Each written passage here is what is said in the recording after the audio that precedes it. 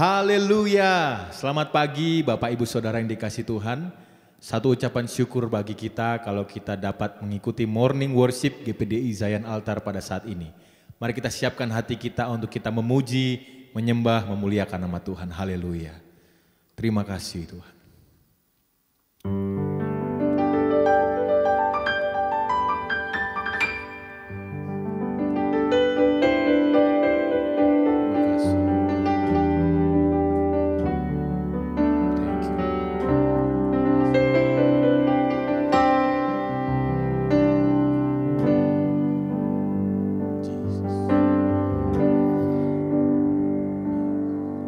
The splendor of a king,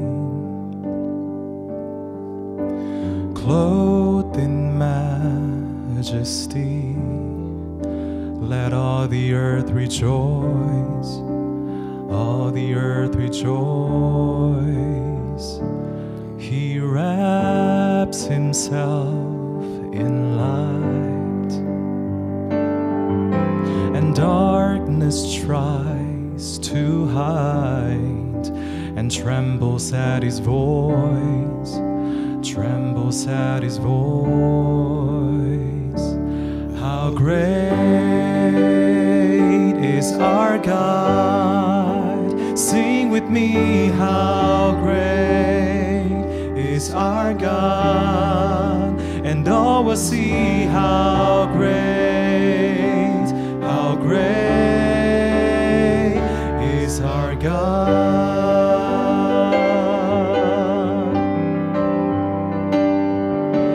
Age to age he stands, and time is in his hands, beginning and the end, beginning and the end. And God had three in one, Father, Spirit, Son, the Lion and the Lamb, the Lion and the Lamb. How great is our God! Sing with me, how great is our God! And all will see how great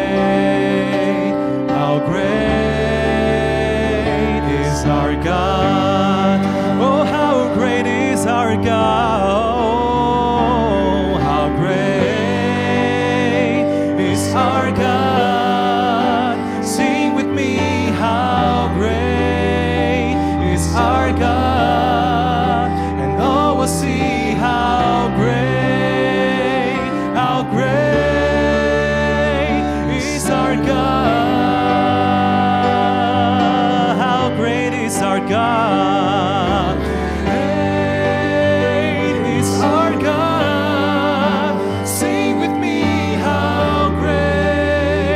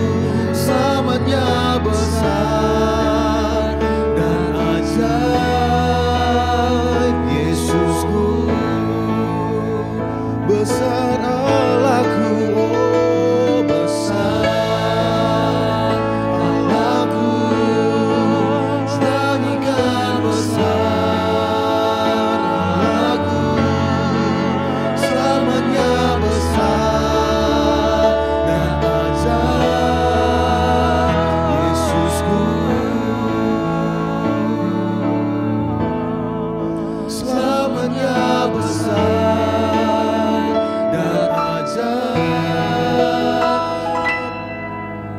Yesusku.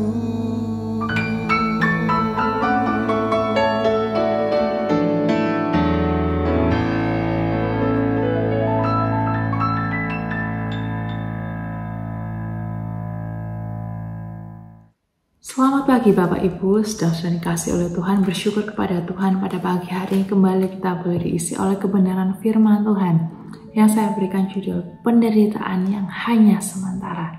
Satu ayat yang kita baca dalam Lukas 2 ayat yang ke-7 dikatakan, dan ia melahirkan seorang anak laki-laki, anaknya yang sulung, lalu dibungkusnya dengan kain lampin dan dibaringkannya di dalam palungan, karena tidak ada tempat bagi mereka di rumah penginapan. Satu gambaran yang menunjukkan bagaimana keadaan ketika Yesus dilahirkan.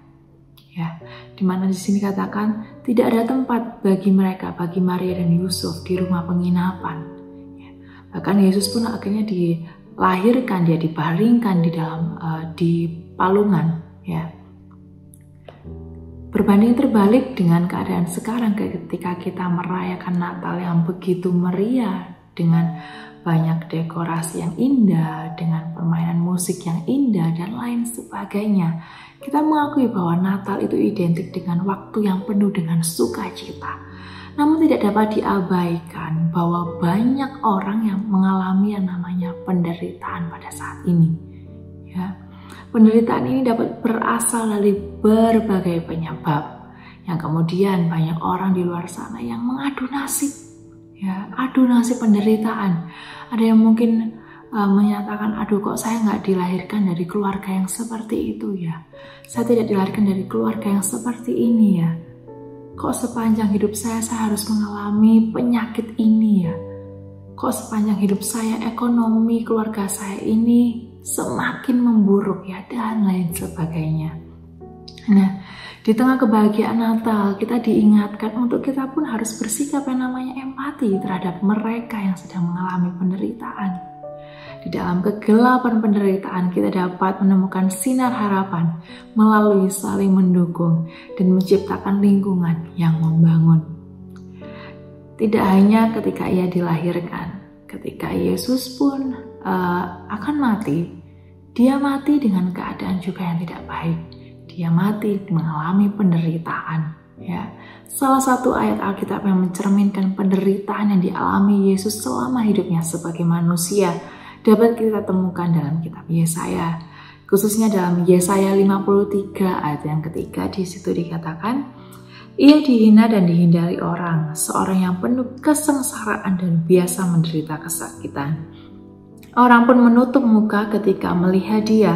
Demikianlah ia dihina dan bagi kita ia tidak masuk hitungan. Nah, ayat ini menggambarkan penderitaan dan penghinaan yang dialami oleh Yesus yang mencerminkan pengorbanannya dan keselamatan bagi manusia.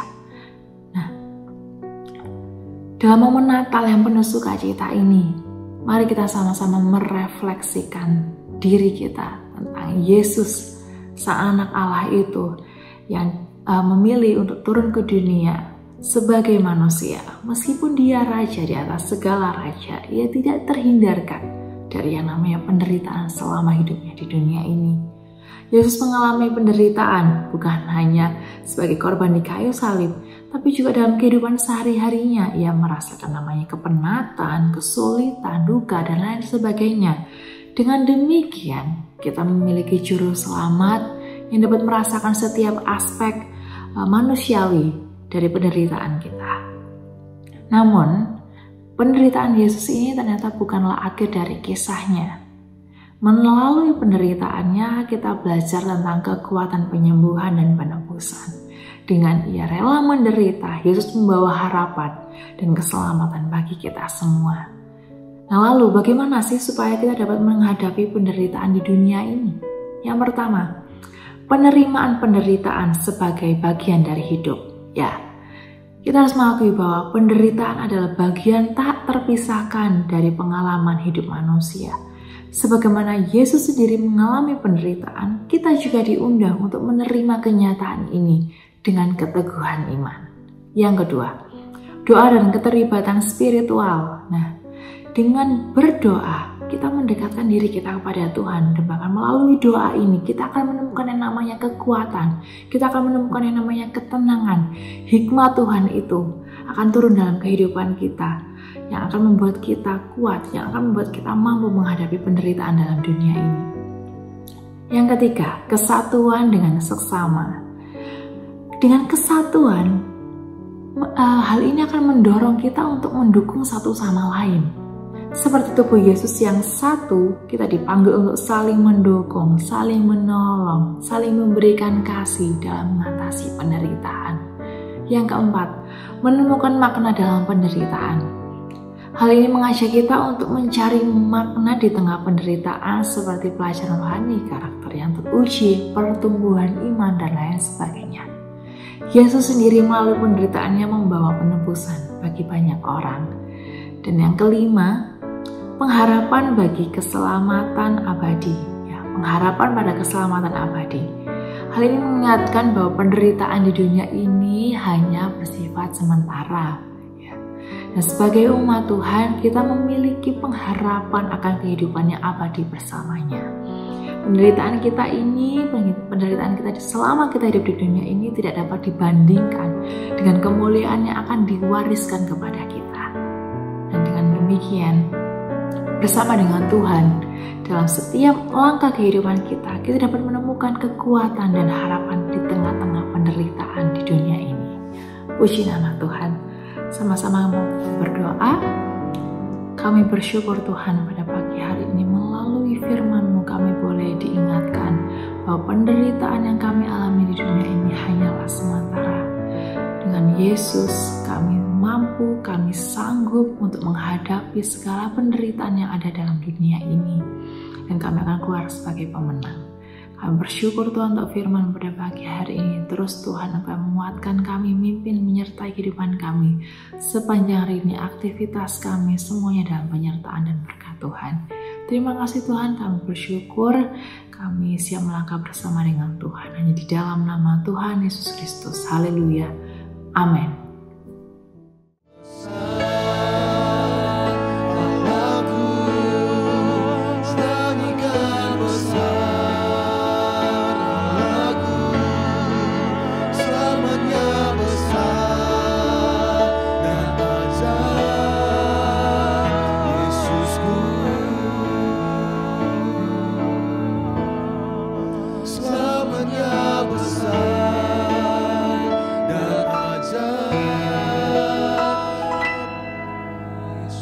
Yesusku.